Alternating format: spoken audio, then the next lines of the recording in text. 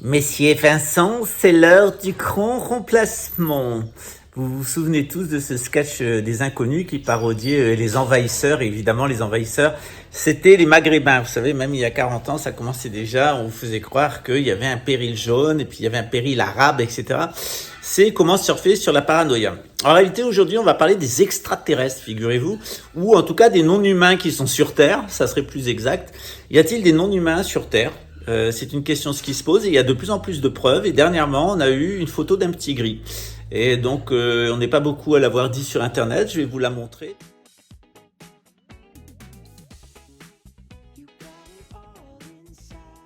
Elle n'est pas très très nette, mais elle représente bien le sujet et surtout, elle est récurrente avec des représentations antiques et notamment des représentations du Moyen-Âge quant à l'objet de transport et au personnage à l'intérieur.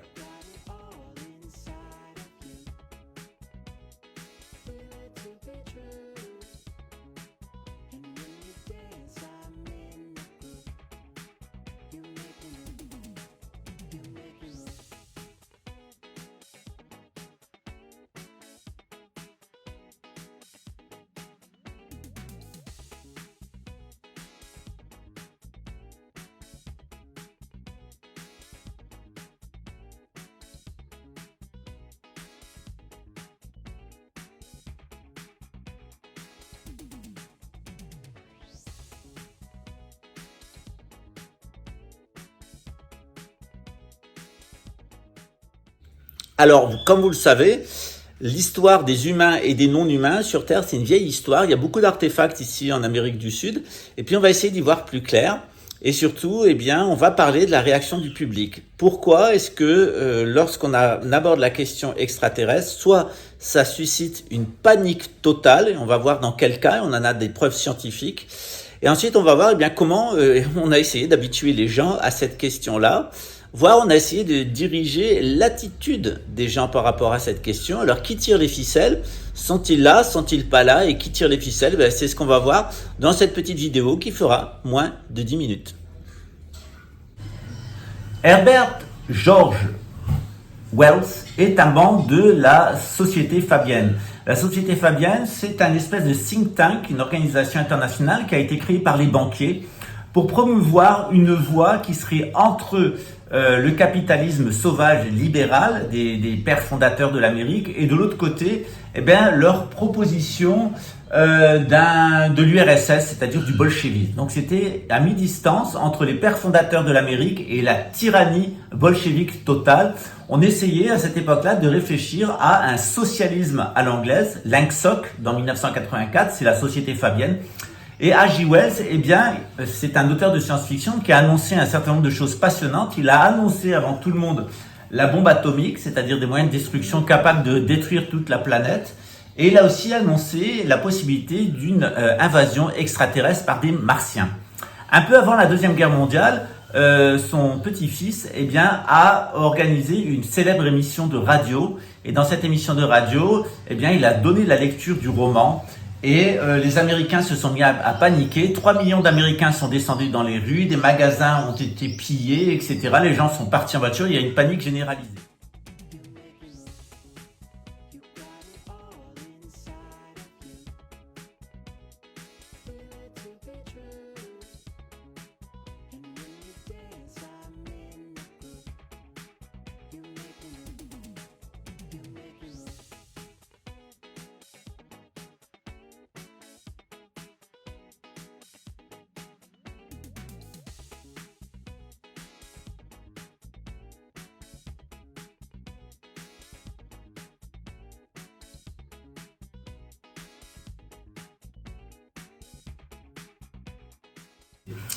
Or, ce qui est très intéressant, c'est que si véritablement il y avait une possibilité qu'il y ait des non-humains sur Terre avec des disques volants, par exemple, c'est ce que dit le rapport Cometa. Le rapport Cometa dit qu'il y a bien des disques volants avec de la technologie de contrôle mental, des instruments et des êtres humains, et une technologie civile de moteur à propulsion au plutonium qu'on peut utiliser comme arme de guerre.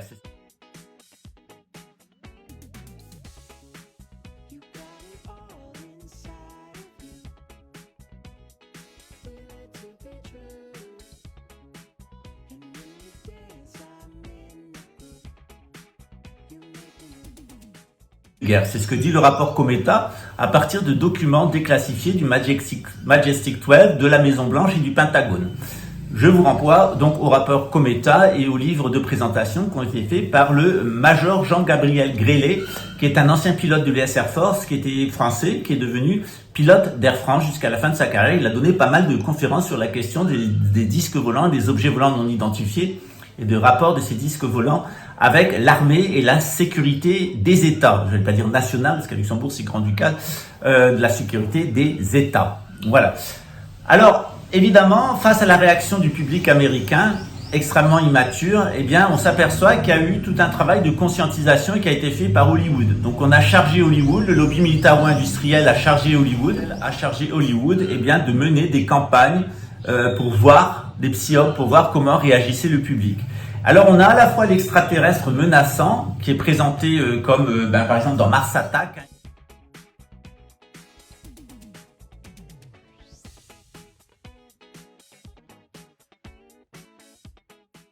Menaçant, qui est présenté comme, par exemple, dans Mars Attack, il vient avec un rayon de la mort. C'est inspiré, eh bien, de La Guerre des Mondes de Herbert George Wells, la fameuse moto brésilienne, toujours elle.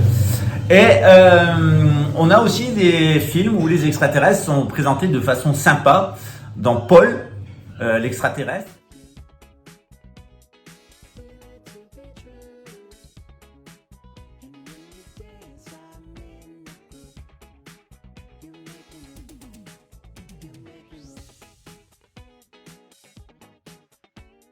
Et dans E.T. E.T. et Paul, c'est quand même deux versions assez sympas des extraterrestres. Moi, j'aime beaucoup Paul, c'est mon maître à penser. Il y a plein de trucs qu'il dit qui sont assez sympas. Et puis E.T. aussi, c'est touchant. E.T., ce petit extraterrestre qui arrive comme ça, maison. Voilà, ça fait pleurer. E.T., moi, quand j'étais petit, la première fois que j'ai vu E.T., j'avais la larme à l'œil quand E.T. était mort. Donc, on s'aperçoit qu'avec la question extraterrestre, on a deux réactions. On peut les voir comme des gens qui sont plus avancés d'un point de vue technologique et d'un point de vue philosophique. On peut discuter avec eux, et puis ils sont touchants, et puis ils ont des bonnes interactions avec nos enfants. Ou d'autre part, on peut avoir une version maléfique de l'extraterrestre. C'est l'extraterrestre qui va envahir la Terre, qui détruit les États et qui va manger les enfants après les avoir fait muter génétiquement. Alors vous, est-ce que vous croyez? Ou est-ce que c'est l'un ou est-ce que c'est l'autre? En tout cas, il y a de plus en plus de divulgations qui sont faites. Les esprits semblent être prêts. Plutôt les âmes semblent être prêtes. Ça fait des années qu'on parle du Great Disclosure. Il y a le Great Reset, on en parle tout le temps, il n'arrive jamais. Il y a le Great Disclosure, c'est-à-dire la grande révélation. Ça a commencé quand même il y a très longtemps. En France, ça a commencé à la fin des années 90 avec le rapport Cometa, qui en 2001 a été remis au Premier ministre Lionel Jospin, qui fait état de l'existence de disques volants et d'une technologie non humaine. En tout cas, le caractère non humain, il est attesté et il est dans le rapport. Eh ouais, procurez-vous le rapport Cometa, vous allez voir tout ça. C'est l'armée de l'air qui l'a produit. Ce rapport, il explique d'ailleurs l'abandon d'un certain nombre d'armes atomiques, c'est-à-dire le plateau d'Albion, etc. Le nucléaire terrestre a été abandonné par la France au profit du nucléaire aérien ou du nucléaire maritime. Il faut savoir quand même que le nucléaire et les ovnis, c'est une vieille histoire, et je vous renvoie à ma chaîne, Pascal Tréfingui OVNI. Vous allez savoir tout sur la question du nucléaire et des ovnis. Vous allez bien rire d'ailleurs, parce que j'aime bien vous présenter les choses de façon humoristique et facétieuse, un peu comme Paul, voilà, l'extraterrestre. Et un peu comme Alf aussi. Voilà, donc un peu Alf, un peu Paul, un peu E.T. C'est sympa, c'est une façon très marrante de présenter les extraterrestres. Pour autant qu'ils existent. Donc je vous invite à voir cette chaîne, et sur cette question, eh bien, je vous invite à voir les photos qui y a à la suite. Elles sont tout à fait récentes, la plus ancienne a 1 an, et eh bien vous avez pour la première fois la révélation d'une photo d'un petit gris. Je vais essayer de faire un zoom le plus complet possible. C'est une photo haute définition qui a été prise d'un peu loin, mais on le voit très clairement. On voit le véhicule de transport, et puis on voit un certain nombre de technologies qui ressemblent beaucoup à ce qui est décrit dans ce qu'on appelle l'incident de San Bernardino. On va y arriver. Entre les motos, les camions et les chiens qui aboient. Bienvenue au Brésil, mais c'est comme ça, les Tréfingui passent et les chiens aboient. Voilà, la caravane Tréfingui passe et les chiens aboient, les motos circulent, les camions aussi, etc. Tant que c'est pas des camions qui vous amèneront dans des camps de concentration pour non vaccinés, et tant que c'est pas les brigades de vaccinateurs en moto, tout va bien. Voilà, à bientôt. Ciao. En tout cas, regardez les images à la suite, elles sont intéressantes.